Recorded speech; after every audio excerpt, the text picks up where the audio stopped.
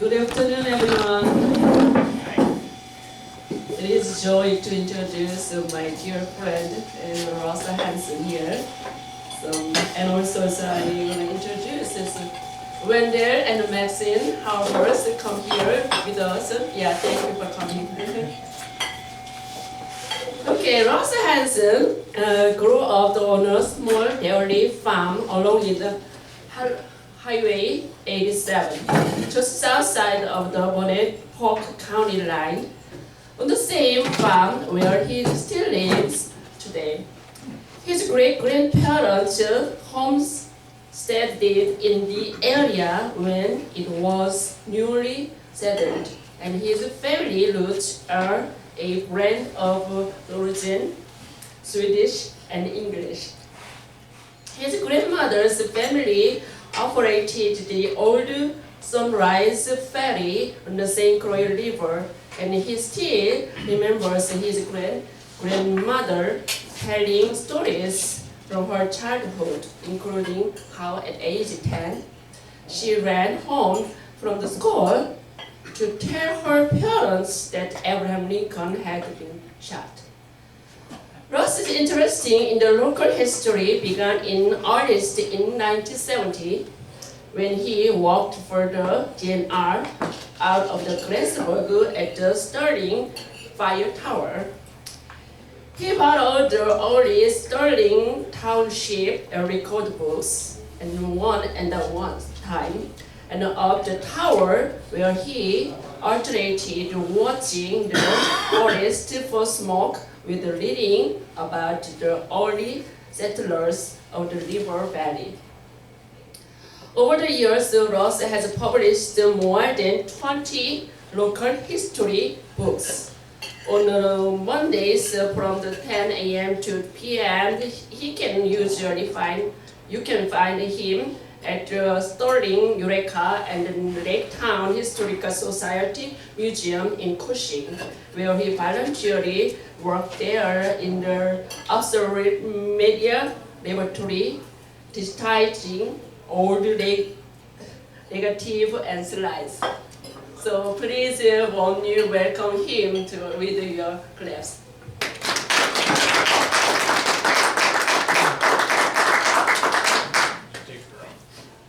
Thank you. Thank you.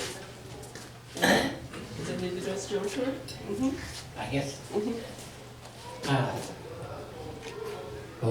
This is always working. Okay. So I'm going to start. Once upon a time, back in the 70s, I was a school teacher. And so I always give quizzes. So those of you who are up here in Burnett County, I'm just across the border in Polk County, but I'm going to ask you, who is considered the father of Burnett County? And it is one of those people's pictures down there. The first one is the guy on the left, Anders Gustav Anderson, who you guys know as Big Bus. Okay, number 2, I couldn't find a picture of William Hickerson.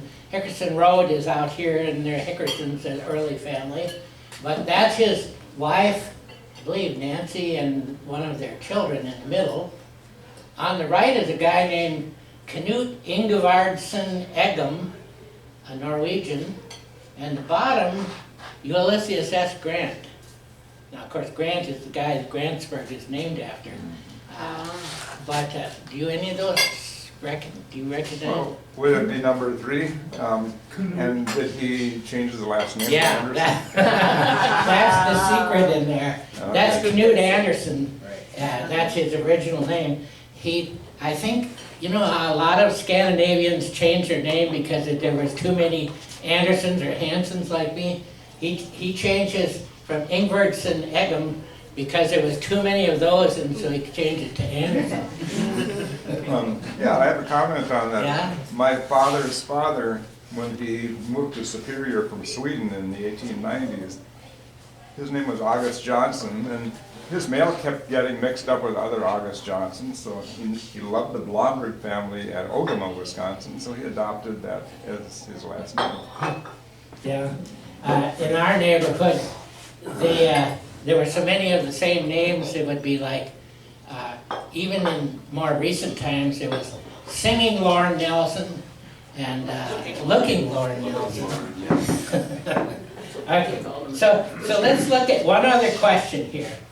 Do you ever wonder why Burnett County has that odd bottom boundary down there? I always heard they lost it in a poker game. They lost it in a poker game. That's a better story than I'm going to give you. Timers always told. Okay. I should introduce this a little differently, maybe. I live just south of the county line, just off of 87, north of Cushing. And I came up on the River Road this morning, which is a little bit west of me.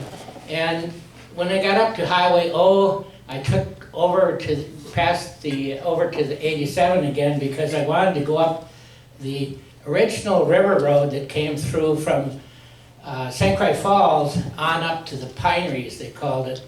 And our History Society in Cushing, the Sterling, Eureka, and Lake Town, each year has something called the River Road Ramble. This was our 20th year, and we celebrate that road. And that came about because the logging on the St. Croix River was opened up in 1837 when a treaty was made with the Ojibwe Indians and allowed people to come in and cut the trees and settle in here.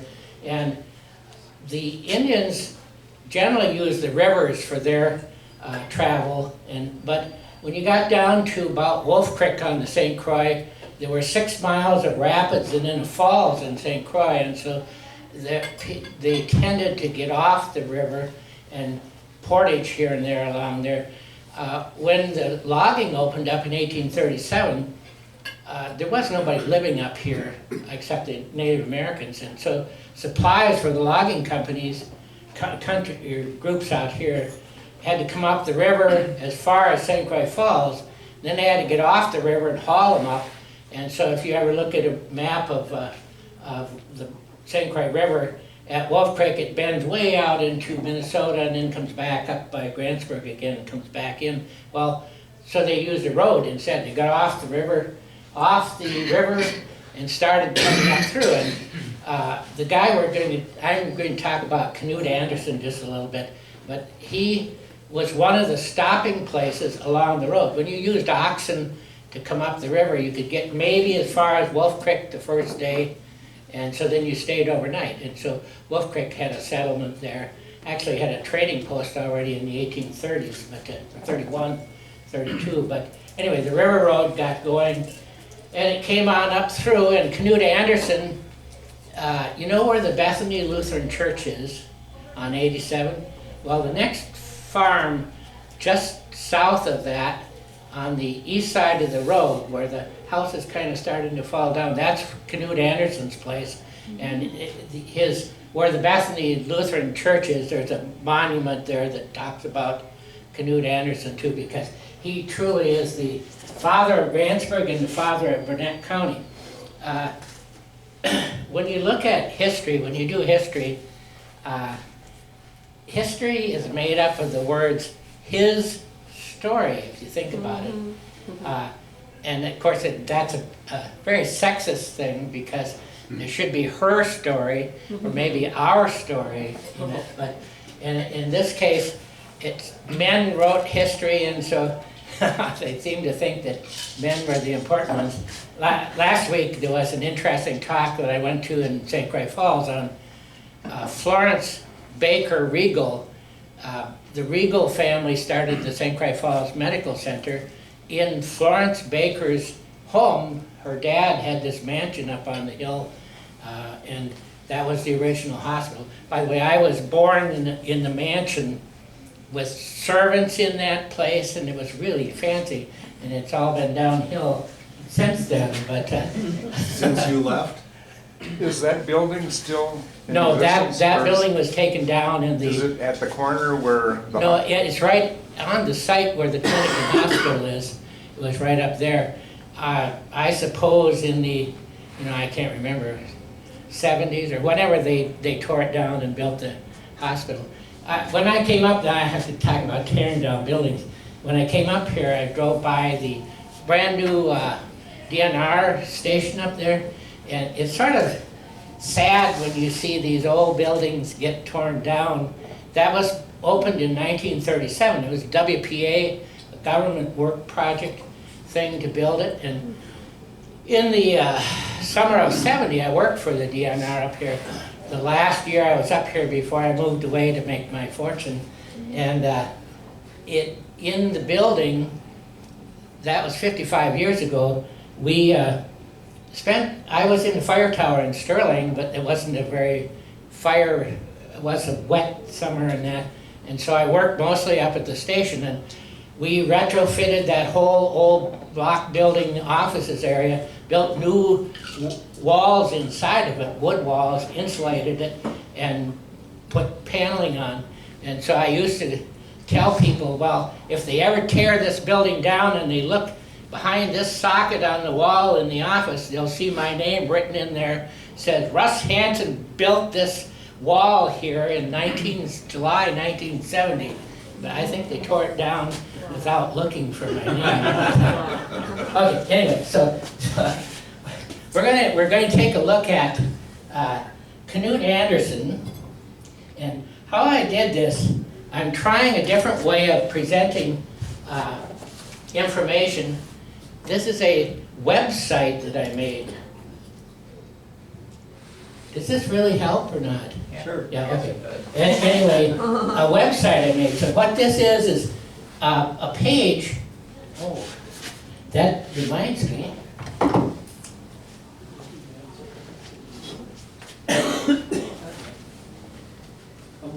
I have a handout.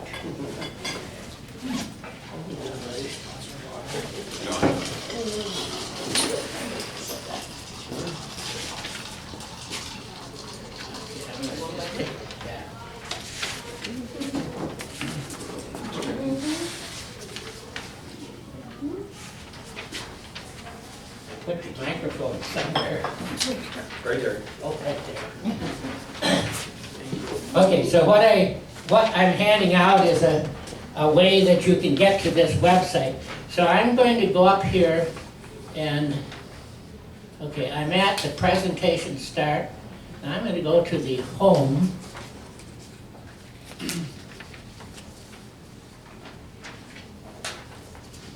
Now, I really don't need to tell you very much about Canute Anderson details, because every book that's ever been written on local history around Grantsburg has information on him. This is his wife, who was a Swede, and this is Canute Anderson here. And my parents come from both, Hanson is Swedish, but my mother's family was Norwegian. And those of us that we call ourselves hybrid Norwegian Swedes have the best of both characteristics. So anyway, on this website, which you can look at by using that QR code or the link, there are some of the things that have already been written about him, which we'll just take a look at one of the pages just to give you a quick view. You probably already know about him, but this is from a book called The History of Northern Wisconsin at the Burnett County chapter. Okay, born in Norway in 1830, came to America when he was 21, and found a job as a riverman on the Mississippi, worked his way to the head of navigation. Where do you suppose the head of navigation is? St. Croix Falls is one of the heads. He went up that branch of the Mississippi. And then he worked in the lumber camps a little while. The first place I ran into him, when I was working in the fire tower in 1970 out in Sterling, when I wasn't up at Grantsburg, it was a pretty boring job. You sat there and you were paid to look for smoke. And you could see maybe on the clearest day, first of all, the summer I was there were no fires in the area. So I would report the Grantsburg dump is being burned, the Russ City dump is being burned, the Wolf Creek or Sterling dump is being burned, there's some smoke. And then one day I said, oh, there's a really faint trace of smoke way off to the northeast from Sterling. And the guy in the Grantsburg Tower said, well, I can't see it. And the guy in the Siren Tower said, well, I can't see it. And I kept telling him, well, it's way at the range of my vision. And finally they realized it was the Penta wood stack that was black smoke coming out of it, and they had to ignore that. So that's how far I could see. That's 25 miles from there. But anyway, so the reason I was telling you this, I was really bored sitting in the tower, and I told the ranger, I said, gee, I can sit there and my eyes just glaze over because I don't see anything anymore, just looking. He said, well, some of the strategy is read a page in a book and then look around, and read a page in a book and look around. And so I thought, well, that sounds pretty good. So I stopped at the Sterling Town Hall where they had all the old town records. My dad was the chairman. And I'd pick up a book that said 1855 tax records for Sterling. At that time, there was no Burnett County running. There was no Anderson Township or any of those. And Sterling and Polk County ran Burnett County because just nobody lived here. And now I should go back to that slide that says, why are there some extra townships on the southern boundary? Well, when 1855 they set off Burnett County, nobody lived here, so they couldn't run it. Anderson was in Sterling Township. He still lived where he did now, in what's now Anderson Township.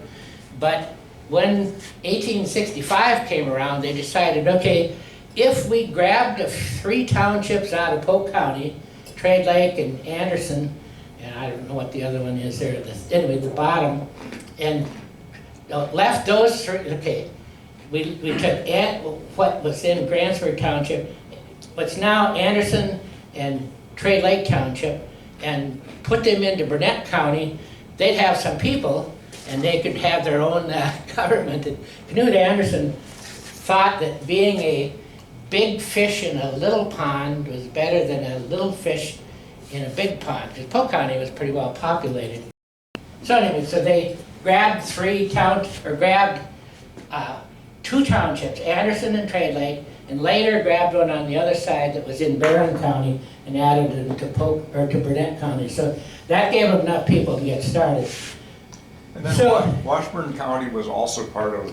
yeah, in fact, when I used to look at the Sterling town records in the up till 1865, they covered all of the information in all of Burnett County, all of Washburn County, because Sterling Township, the one that I live in, administered all of that because there's nobody there except logging camps. So as people came along, they kept breaking off and eventually got to the route there is now. So anyway, in 1850s is when we really start finding history. Even though the logging started in 1837, you start seeing people, the first settlers at Wolf Creek that were farmers was 1853.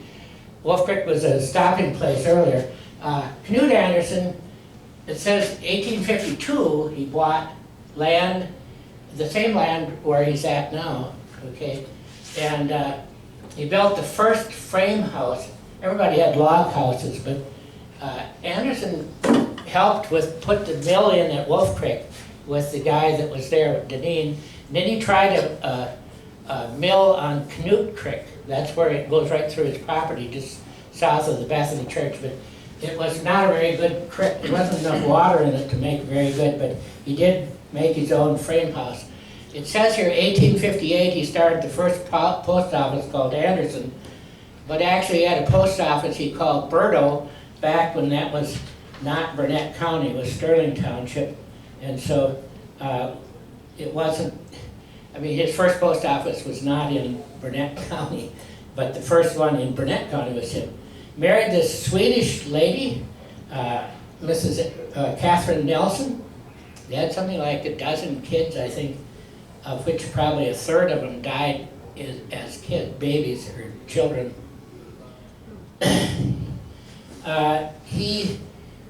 The area was being settled. He was about the first one up here, south of Grantsburg. And a lot of folks started coming in, Scandinavians in the Trade Lake area, which is now part of Burnett County too.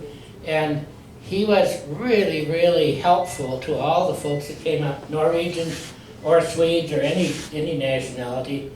Other things like it says, okay, he was the founder of the first fair, the Agricultural Society. He got a railroad into Grantsburg. And that was an interesting thing. He got elected to Congress, managed to get the permissions and everything, then came back and got the county and the townships to fund it, got local people to cut the ties, local people to grade the route and everything, and sort of pushed it all through himself. He was in every kind of office you can imagine in the government. This is just a summary of some of the things, but he died when he was about 63. He was working on his farm and he was doing some haying, and it says some kind of a hay pole or something fell on him and killed him right there. But so what I put on this site is not any organized thing. It's every piece of little bit of information I could find. The first place I saw him listed, there's a book written by a guy in Taylor's Falls, William Folsom, came out in the 1880s. And anyway, he said, I was heading up to one of the logging camps, and I got up to the marshes in, this would be south of Grantsburg here, and there were two Norwegians out cutting hay for the logging camps, and one of them was Canute Anderson. That was actually the area where he ended up farming. So if you're interested in looking at these things, these are just clippings. Over the years I collect things like this. And so this book is written in there's a book called Strolling Through History, Burnett County, by Maurice Crownhart, the local newspaper guy, written 100 years after Grantsburg was started, 1965. And this page shows Grantsburg, who Canute Anderson founded, laid out, built the first hotel, the first store, the dam, everything that started a town. Eventually got the railroad in. If we look at some of the records in the state legislature records, he was in the Senate, or in the state legislature in 1878. He was elected 2 different times. One of the election things said he was the only member of the state legislature that was not only elected unopposed, but had a unanimous vote of the public for him. Nobody voted against him in Burnett, Douglas, Polk, and a couple of other counties around here. So he was in the 1878, was in for and then he was reelected again. He got reelected because they were having trouble with the railroad that had been promised getting through, and they said, well, we better send him back to Madison to make sure this happens. Here's an interesting story in the 1864 Polk County newspaper press. I like this one. On the 12th of November, this would be 1864, 150 sheep passed through Taylor Falls en route to Burdo, Polk County. Burdo was the name he gave to his first post office when it was in Sterling. They are the property of Mr. Canute Anderson. Canute is bound to stock the county with sheep and Norwegians. Well, there's plenty of room, and we wish our enterprising friend well. That's a picture of the Wolf Creek fire. In 1864 is when he got the post office as Anderson. Remember, in 1864, Burnett County was still not running its own business. It was still administered out of Polk County. They hadn't enough people yet. Here's another 1864, an act in the state legislature to have Canute Anderson and Simon Slack keep and maintain a ferry across the St. Croix River. And it tells here where it was. It's actually down by the Sunrise Ferry, is where this one was. And has regulations, and sometimes sometimes the regulations are fun. It tells how much they're allowed to charge. They could have a horse of, okay, for crossing the river, let's look at that paragraph. For 2 horses or a yoke of oxen, it's supposed to say, or down below, 25 cents. For each additional horse, 10 cents, or ox, single vehicle, 15 cents, and etc. Foot passenger, sheep or swine. So that when you got the, and then how much it costs for hauling freight across the river and everything. It's all laid out in the state legislature. And so that was the ferry down at Sunrise. Here's one in 1875 that says, state of Wisconsin has Canute Anderson and J.M. Whaley and their heirs to have maintain a dam across the Wood River at a point near Grantsburg in Burnett County, provided it doesn't raise the water more than 12 feet. So 1875, Grantsburg was already underway, and Anderson had put in a mill and a dam and hotels and stuff. And then it tells about that they got to let logs through the dam and all that stuff, but these are just pieces of things.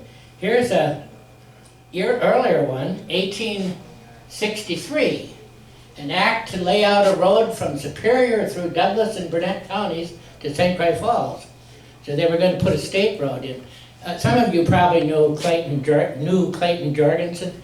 He was really interested in old roads, and he'd give a talk to anybody to listen about the old roads. And he was telling about this state road, the river road, essentially, this in 1863 became the state road all the way from Superior down through here. And Anderson was actually part of the person who laid that road out, and it tells kind of some details, and that they have to have it 40 feet wide, and all the details of building the road, and that the Douglas County is allowed to levy a tax of $3,000 to help pay for it. The state never paid for them, but it had that. So okay, so I'm going to, let's see. So that was there.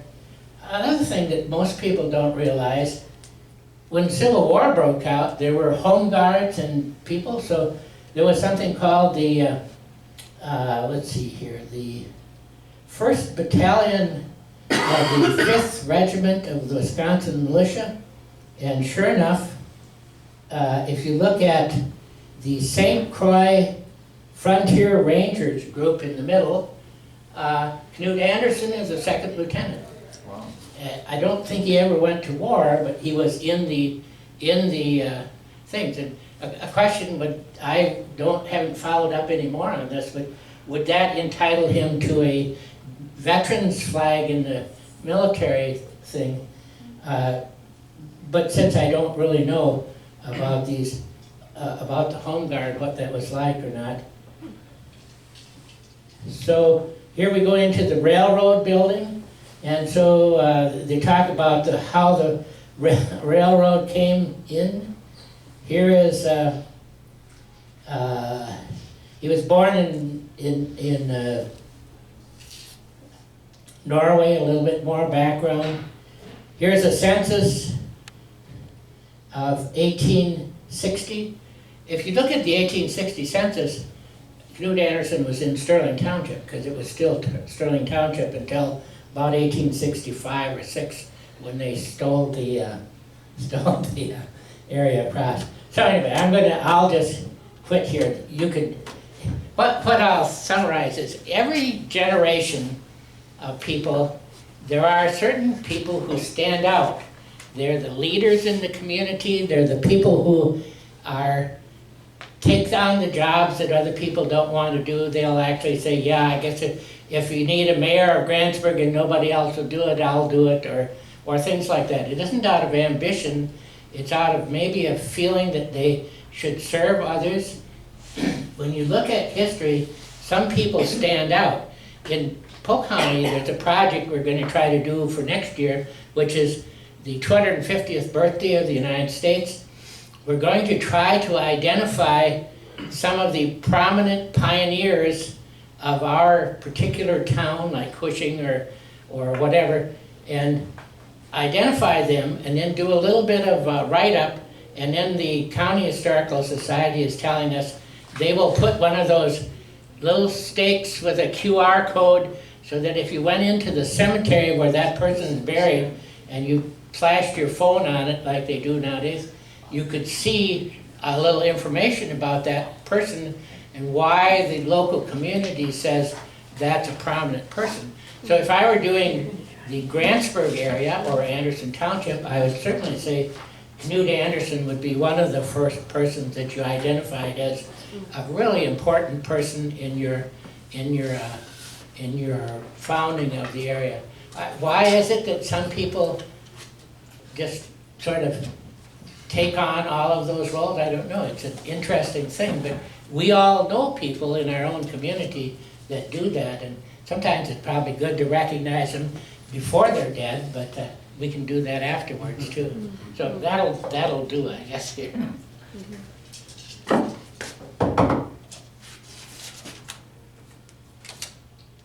So do you have any questions Got about? one for you, Russ. Yeah. Find it interesting, always have found it interesting, down in Cushing, you only got bars on one side of the street there. Lake Township is on the east side of Cushing, and Sterling Township's on the west side.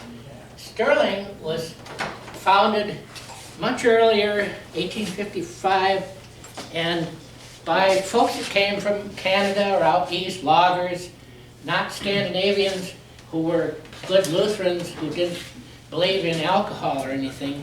And so Wolf Creek had a bar that's in Sterling. Cushing had two on the side of the street, this Laketown. Sterling, the Laketown side, never allowed liquor over there. So if you were a Laketown Danish Lutheran or whatever, mostly Danish, you had to go across the street if you wanted to have something to drink.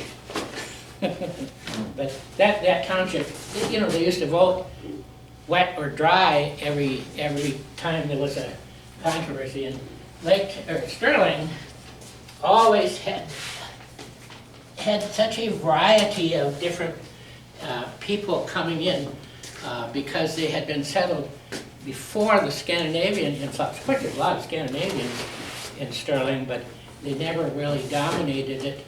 And also the different religions had sort of different views of it, but it's still that way, by the way, that Cushing has. Yeah. So are there any other questions? I had promised to be over at the museum to pick up an antique television that they had on display this summer to add to our Cushing Museum's obsolete media laboratory. That's my interest. Any old VHS tapes, movies, glass slides, 35mm slides, tape recordings, computer discs. I've got the equipment down there in the lab. That's my interest in life right now, to make them digital copies. I worked at Mayo Clinic 25 years, and most of my work there was involved in taking non-computer stuff into computer stuff. And so that's sort of my background. And I find that working with obsolete equipment like old cameras and old things like that is really about right for me now, because I feel state-of-the-art in obsoleteness. Regarding Sterling being wet and Laketown being dry, Sterling also, didn't they have a certain amount of bootlegging going on? In the 20s and All of this area pretty much did. The reason that Sterling was, the Prohibition started in like 1918 or something and lasted till 1932, but even after that quit, even after they allowed liquor again, it was really highly taxed, and they'd already developed a lot of cheap liquor, and the bootlegger sort of organized ones out of the Twin Cities liked that West Sterling area because nobody lived there anymore. They had lived there, wore out the soil, and moved out, and so it was pretty much empty in the 20s and into the 30s. And so they would set up a moonshining still out there and sell it, and then my relatives would haul it across the river on the ferry at the middle of the night and get paid a little extra to do that, and then they'd haul it in the city. So it lasted really many years after the Prohibition ended, just because it was tax-free, and they'd actually gotten, I think, maybe a better quality product with experience or something. But Wow. yeah, so but almost all these areas, if you do the history of, like, over at Trade Lake, the people there had resorts or things, and people coming up from Chicago or Milwaukee expected to have liquor at the resorts, and so always around there somebody was making moonshine or liquor or something in that. Yeah, there's several books been written on that of the local area, and so they go into it quite deeply. My family was really pretty anti-liquor, and so we we never participated, although on the farm I grew up on, when my dad bought it, there was one of these galvanized stock tanks that had all been chopped up by the revenuers because the guy before it made liquor, and it had all been soldered shut again so that it could be used. And in the basement of the house, the overhead beams were charred when one of their stills blew up, so you know it was close by. Yeah. So anyway. Before you leave, can I get you please to Take a ticket. take a ticket and read the last three numbers? Oh, okay. Yeah, I gotta put my glasses on.